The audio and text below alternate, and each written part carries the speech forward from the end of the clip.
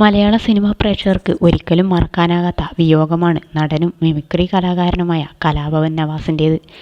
ഇപ്പോഴിതാ അദ്ദേഹത്തിൻ്റെ സഹോദരനും നടനുമായ നിയാസ് ബക്കർ ചില കാര്യങ്ങൾ തുറന്നു പറഞ്ഞിരിക്കുകയാണ്. നവാസിൻ്റെ ഭാര്യ രഹനയുടെ ഇപ്പോഴത്തെ അവസ്ഥയെക്കുറിച്ചും നിയാസ് പറഞ്ഞു.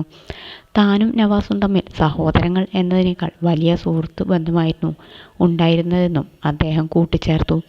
ഒരു യൂട്യൂബ് ചാനലിന് അനുവദിച്ച അഭിമുഖത്തിലാണ് നിയാസ് ബക്കർ ഇക്കാര്യങ്ങൾ പറഞ്ഞത്. ഞങ്ങൾ തമ്മിൽ സഹോദരന്മാരെന്ന തരത്തിലുള്ള ബന്ധമല്ലായിരുന്നു. സഹോദരന്മാരെന്ന നിലയിൽ ഞങ്ങൾ തമ്മിൽ ചെറുപ്പത്തിൽ ഒരുപാട് പ്രശ്നങ്ങളുണ്ടായിരുന്നു. അന്നൊക്കെ ഞങ്ങൾ ഒരുമിച്ച് ഒരുപാട് വേദികളിൽ പരിപാടികൾ അവതരിപ്പിച്ചിട്ടുണ്ട്. അതിനുശേഷമാണ് നവാസ് കലാഭവനിലേക്ക് പോകുന്നത്. ഞാൻ നാടകങ്ങളിലും സജീവമാകാൻ തുടങ്ങി. ഞങ്ങൾ തമ്മിൽ സുഹൃത്ത് ബന്ധമായിരുന്നു കൂടുതലുണ്ടായിരുന്നത്.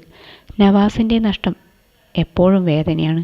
പക്ഷേ ഞാൻ പെട്ടെന്ന് അതിജീവിച്ചു. അവൻ്റെ വിയോഗത്തിന് ശേഷം മറിമായത്തിലെ സെറ്റിലേക്ക് പോകാൻ കഴിഞ്ഞിരുന്നില്ല.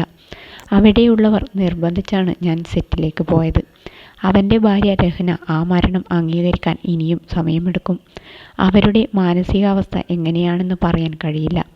എല്ലാവർക്കും അവരവരുടേതായ ഉത്തരവാദിത്തമുണ്ട്. ഒരാൾ മരിച്ചെന്ന് പറഞ്ഞ് ഉത്തരവാദിത്തം നമ്മളിലേക്ക് വരും എന്നില്ല. അയാൾ ജീവിച്ചിരിക്കുമ്പോഴും നമുക്ക് ചെയ്തു കൊടുക്കാൻ കഴിയുന്നതെല്ലാം ചെയ്യാം. രഹനയെ സംബന്ധിച്ചിടത്തോളം അതവർ ആഗ്രഹിക്കുന്നില്ല. കാരണം നവാസിൻ്റെ ഒരു താല്പര്യം അതാണ്. നവാസ് അധ്വാനിച്ചു വെച്ചതുകൊണ്ട് അതുകൊണ്ട് ജീവിക്കുകയാണെന്നാണ്. ആരെയും ആശ്രയിക്കാൻ അവർ ആഗ്രഹിക്കുന്നില്ല.